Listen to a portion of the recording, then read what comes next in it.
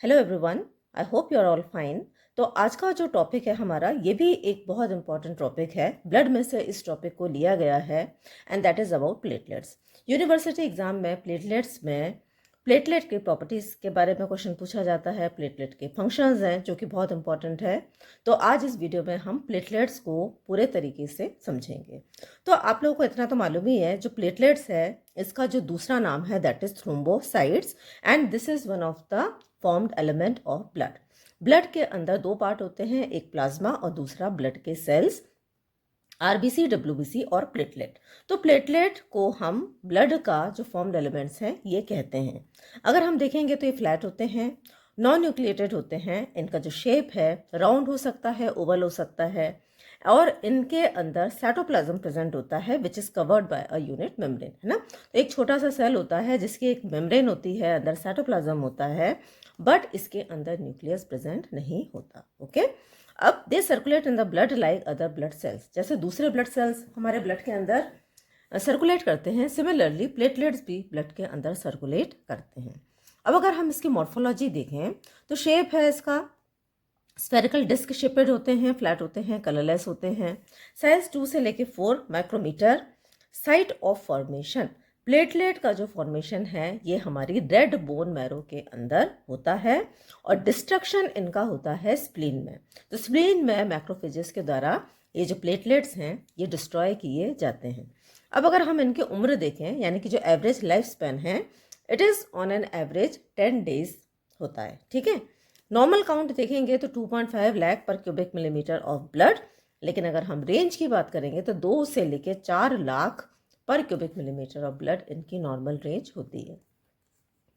अब अगर हम इनका फॉर्मेशन देखें तो जो फॉर्मेशन ऑफ प्लेटलेट्स या फिर फॉर्मेशन ऑफ थ्रोम्बोसाइट्स को we call it as thrombopoiesis. Poiesis का मतलब होता है फॉर्मेशन, है ना। तो thrombopoiesis it is the formation of thrombocytes. तो जो मदर सेल होता है इसको हम प्लोरीपोटेंट स्टेम सेल बोलते हैं। ये आगे जाके कन्वर्ट होता है into mega karyoblast which is converted into mega karyocyte and which is further converted into platelet और थ्रोम्बोसाइट्स। ठीक है, अब अगर हम प्लेटलेट्स का स्ट्रक्चर और कॉम्पोजिशन को देखें तो प्लेटलेट को हम बेसिकली 3 तरह से, इसके अंदर जो स्ट्रक्चर्स हैं ये प्रेजेंट होते हैं। सबसे बाहर वाली जो है उसको हम बोलते हैं सेल मेम्ब्रेन और surface membrane. Then we have microtubules and then we have cytoplasm. तो let us study about the detailed structure of platelet. ना यहाँ पर देखें, this is the diagram of a platelet under microscope. तो जो सबसे बाहर वाली लेयर है इसको हम बोलते हैं सेल मेम्ब्रेन, जो कि 6 नैनोमीटर थिक होती है। It consist of a typical bilayer of phospholipid.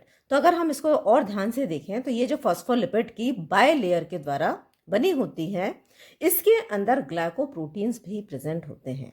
और ग्लाइकोप्रोटीन्स का काम क्या है? They prevent adhesion of platelets to normal endothelium.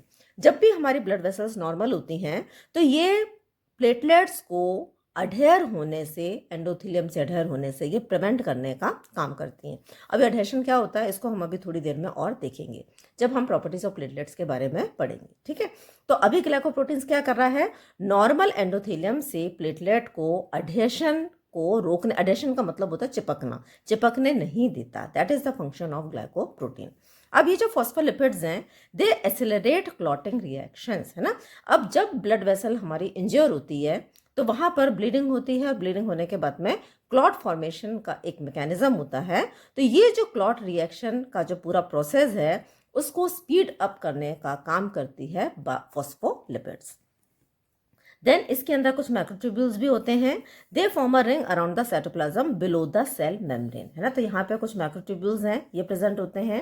अब अगर हम प्लेटलेट्स का साइटोप्लाज्म देखें तो साइटोप्लाज्म के अंदर प्लेटलेट्स के बहुत से सेल ग्रैन्यूल्स प्रेजेंट होते हैं, है ना। Like other cell, platelet also consist of cell granules.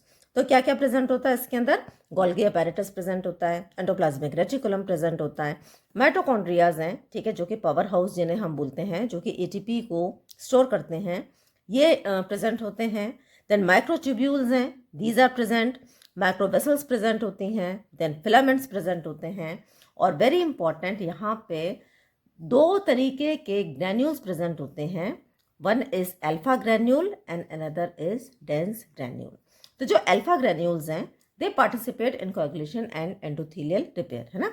तो ब्लड को क्लॉट करने का काम करते हैं, जो हमारी एंडोथेलियम डैमेज हो गई है उसको भी रिपेयर करने का काम करते हैं। कौन करता है? Alpha granules. और जो दूसरे हमारे डेंस ग्रेन्यूल्स हैं, they participate in platelet aggregation and vasoconstriction, है ना। This we will study, right. इसके बाद हम इसको पढ़ेंगे।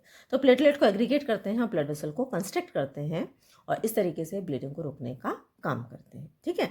अब यहाँ पर देखें, यहाँ पर ये जो इंडेजिनेशंस हैं जो कि अंदर की तरफ ये देखने को मिल रहे हैं सेल मेम्ब्रेन के, इनको हम ओपन कैनालिकुलर सिस्टम भी बोलते हैं, ओके।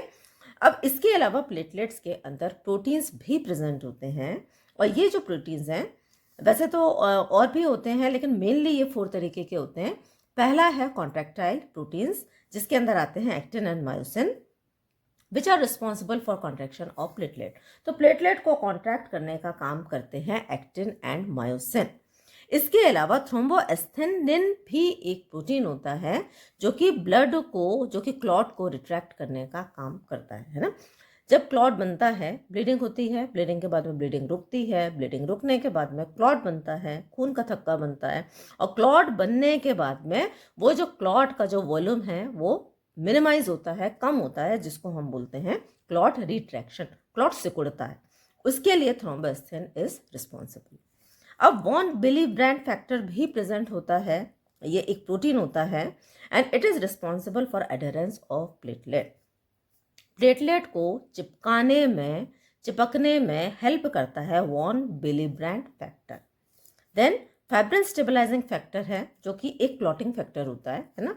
जब ब्लड क्लॉट होता है तो ब्लड को क्लॉट करने के लिए कुछ क्लॉटिंग फैक्टर्स हैं, ये हेल्प करते हैं। तो जो fibrin stabilising factor, it is one of the clotting factor जो कि जो कि क्लॉट को स्टेबलाइज करने का काम करता है। Then platelet derived growth factor. तो प्लेटलेट डिराइव्ड ग्रोथ फैक्टर है, ये डैमेज्ड ब्लड वेसल को रिपेयर करते हैं और वुंड को हील करने में हेल्प करते हैं।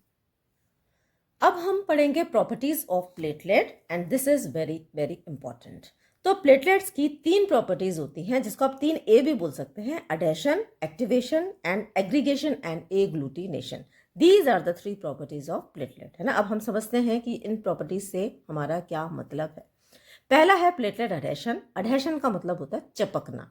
एडिसिवनेस, it is a property of sticking to rough surface, है ना। एडिसिव होने का मतलब होता है चिपकने का, रफ सरफेस पे जो चिपकने की जो प्रॉपर्टी होती है उसको हम बोलते हैं अडहेशन या फिर अडहेसिवनेस।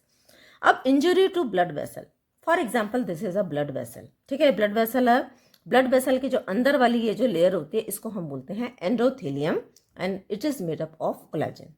इंजरी टू ब्लड वेसल, अब मान लीजिए ये जो ब्लड वेसल है इसके अंदर इंजरी हुई, एंडोथेलियम इज डैमेज्ड। अब ये जो एंडोथेलियम है ये डैमेज हुआ, और जब ये एंडोथेलियम डैमेज होता है तो इसके अंदर का जो कोलेजन है अब ये बाहर के कांटेक्ट में आ गया, collagen is exposed. Platelet adhere to exposed collagen. अब ये ओपन हो गया है, ठीक है, ये जो एंडोथेलियम है ये टूट गई है, कोलेजन एक्सपोज हो गया है, तो अब ये जो प्लेटलेट्स हैं ये आकर यहाँ पर चिपकने का काम करने लगते हैं, ठीक है। सेकेंड है platelet activation. During activation, platelet change their shape with elongation of long filamentous pseudopodia, which are called processes or philopodia. अब जो हमारा नॉर्मल प्लेटलेट होता है वो कुछ ऐसा दिखता है, दिस इज इनएक्टिव प्लेटलेट। लेकिन जब ये वाली प्रोसेस स्टार्ट हो जाती है तो अब ये जो इनएक्टिव प्लेटलेट्स हैं ये एक्टिवेट होते हैं। And what is the difference between inactive and activated platelet? अब ये जो इनकी जो मॉर्फोलॉजी है इसके अंदर कुछ चेंजेस आने लगते हैं। प्लेटलेट का साइज थोड़ा सा बढ़ने लगता है, शेप चेंज हो जाता है, और इनमें ये लॉन्ग इस तरीके के फिलामेंटस प्रोसेसेस निकल जाती हैं जिनको हम बोलते हैं स्यूडोपोडिया और फिलोपोडिया, ठीक है। These pseudopodia help in platelet aggregation. तो अब ये जो प्लेटलेट्स हैं, ये देखो यहाँ पे नॉर्मल प्लेटलेट थे, अब यहाँ पर इनके अंदर ये जो फिलोपोडिया निकल गए हैं। अब ये जो दूसरे प्लेटलेट्स हैं जो कि दूर वाले प्लेटलेट्स हैं, इनको भी ये अपनी तरफ क्या करते हैं, आकर्षित करते हैं, ये इनको एग्रीगेट करते हैं। एग्रीगेट करने का मतलब होता है झुंड बनाते हैं ये। The activated platelets release substances, example ADP, thromboxane A2, calcium, serotonin, fibrinogen etcetera. अब ये जो एक्टिवेटेड प्लेटलेट्स हैं ये कुछ सब्सटेंसेस को रिलीज करते हैं जो कि आगे का जो प्रोसेस है उसके लिए बहुत इंपॉर्टेंट रोल प्ले करते हैं। वो कौन कौन से सब्सटेंसेस हैं? दो चार आपको मालूम होने चाहिए। एडीपी हो गया, थ्रोम्बोक्सिन A2 हो गया, कैल्शियम, सेरोटोनिन, फाइब्रिनोजन। तो ये देखिए यहाँ पे इन्होंने ये जो सब्सटेंसेस हैं इनको यहाँ पे इन्होंने प्रोड्यूस किया। अब जो तीसरा स्टेप है that is platelet aggregation and agglutination. Agglutination is clumping together of platelet. Platelet का इकट्ठा होना इसको हम बोलते हैं एग्लूटिनेशन और चिपकना। Activated platelets attract other platelets which aggregate and stick together and form a platelet plug. अब ये जो एक्टिवेटेड प्लेटलेट्स हैं ये जो दूर दिख रहे हैं प्लेटलेट, इनको भी ये अपनी तरफ आकर्षित करते हैं। जितने प्लेटलेट यहाँ पे सर्कुलेट कर रहे हैं, जो यहाँ से गुजर रहे हैं, सबको ये अपनी तरफ आकर्षित करते हैं और इनको चिपकाने का काम करते हैं। ये स्टिक होते हैं, चिपकते हैं। और यहाँ पे जो हमारी ये जो डैमेज एंडोथेलियम थी, अब यहाँ पे प्लेटलेट चिपक कर इन्होंने क्या कर लिया, एक टेम्परेरी प्लेटलेट प्लग का फॉर्मेशन किया जिसने इस इंजर्ड ब्लड वेसल को टेम्पररीली सील किया और ब्लीडिंग को अरेस्ट किया। तो यहाँ पर क्या हुआ, यहाँ पे जो प्लेटलेट्स ने झुंड बनाया, दूसरे प्लेटलेट को अपनी तरफ आकर्षित किया, ये जो डैमेज एंडोथेलियम है इसको सील कर दिया और इस तरीके से ब्लीडिंग को थोड़ी देर के लिए प्रिवेंट किया with the help of formation of temporary platelet plug. तो यहाँ पे प्लेटलेट प्लग का फॉर्मेशन हुआ। तो जो प्लेटलेट प्लग है ये कैसे बना? प्लेटलेट प्लग फॉर्मेशन के 3 स्टेप्स हैं। प्लेटलेट अडेशन, जिसमें कि जहाँ पे भी डैमेज्ड एंडोथेलियम हुआ है, कोलेजन एक्सपोज हुआ है, वहाँ पर प्लेटलेट आकर चिपक गए। दूसरा प्लेटलेट एक्टिवेशन, ये जो प्लेटलेट्स हैं इनकी मॉर्फोलॉजी में कुछ चेंज आया, फिलोपोडिया डेवलप हुए, कुछ सब्सटेंसेस रिलीज हुए जिन्होंने बाकी प्लेटलेट्स है इनको यहाँ पर एक्टिवेट किया। और जो तीसरा है that is platelet aggregation and agglutination. अब ये जो एक्टिवेटेड प्लेटलेट्स है, ये जो सब्सटेंसेस रिलीज हुए हैं, इन्होंने दूसरे प्लेटलेट्स को भी अपनी तरफ आकर्षित किया, एक टेम्पररी प्लेटलेट प्लग बनाया, डैमेज एंडोथेलियम को सील किया और ब्लीडिंग को थोड़ी देर के लिए रोका।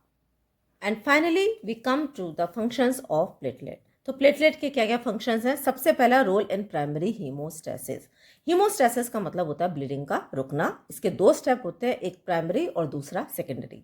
तो जो प्राइमरी हीमोस्टैसिस है, arrest of bleeding by temporary platelet plug is referred as primary haemostasis. मैंने आपको अभी बताया, इस पॉइंट के अंतर्गत वही आता है कि जो टेम्परेरी प्लेटलेट प्लग बना है जिसने ब्लीडिंग को रोका, तो प्लेटलेट का पहला काम है प्राइमरी हीमोस्टैसिस, यानी कि ब्लीडिंग को टेम्परेरीली रोकना। Second, repair of capillary endothelium. ये भी हमने अभी समझा था। Platelets adhere to capillary wall and repair it. Von Willebrand factor is responsible for this action, है ना। तो हमारी ये जो वॉल जो डैमेज हो रही थी, यहाँ पर प्लेटलेट प्लग बने और इन्होंने इसको एक तरीके से डैमेज एंडोथेलियम को सील किया। और इस प्रोसेस में जो वॉन विलिब्रेंट फैक्टर है इसका रोल होता है। तीसरा है रोल इन ब्लड क्लॉटिंग। तो platelets help in blood clotting bye releasing clotting factors. अब जो क्लॉटिंग फैक्टर्स हैं, टोटल 13 क्लॉटिंग फैक्टर्स होते हैं जो कि ब्लड को क्लॉट करने का काम करते हैं। तो इनमें से जो कुछ फैक्टर्स हैं वो प्लेटलेट्स के द्वारा रिलीज किए जाते हैं और प्लेटलेट्स हेल्प करता है ये ब्लड को क्लॉट होने में। वो कौन कौन से फैक्टर्स हैं? फैक्टर 1 हो गया, फैक्टर 5 हो गया, फैक्टर 11 हो गया और फैक्टर 13। ठीक है। Then platelets bring about vasoconstriction. Platelets release serotonin, norepinephrine, thromboxane A2 which causes vasoconstriction.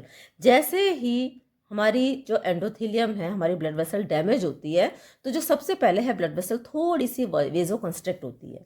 और वेजो कंस्ट्रिक्शन का जो बेसिक पर्पस क्या होता है, अगर वेसल कंस्ट्रिक्ट होगी तो ब्लीडिंग को for a short period of time एक तरीके से वो रोकने का काम करती है। तो इसके लिए भी प्लेटलेट्स रिस्पॉन्सिबल होते हैं। Then clot retraction. Reduction in volume of clot after clot formation is called clot retraction. Bleeding हुई, ब्लीडिंग रुकी, फिर क्लॉट बना और क्लॉट बनने के बाद में क्लॉट जो है अपने वॉल्यूम, उसका जो वॉल्यूम होता है वो थोड़ा सा रिड्यूस होता है। इस प्रोसेस को हम बोलते हैं clot retraction. Plasma platelet proteins are responsible for clot retraction. ठीक है। तो जो हमने अभी प्रोटीन्स पढ़े थे वो क्लॉट रिट्रैक्शन में हेल्प करते हैं। और हमने क्या पढ़ा था इसमें? थ्रोम्बोएस्थेनिन, है ना। This thrombosthenin it is responsible for clot retraction. ठीक है। अब हम आ जाते हैं role in defence mechanism. By the property of agglutination, platelets phagocytose foreign bodies and destroy them.